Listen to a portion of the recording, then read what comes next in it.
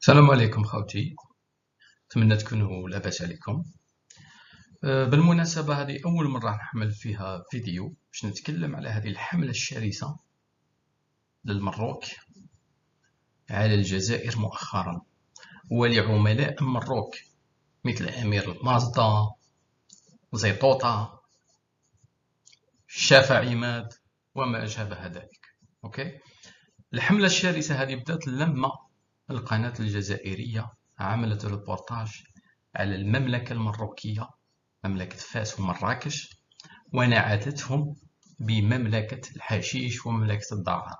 وهذا شيء يعني ليس بغريب لأن كل العالم يعرف أن المروك هي البلد رقم واحد في الدعارة عربيا، وتسمى بتايلاند العرب.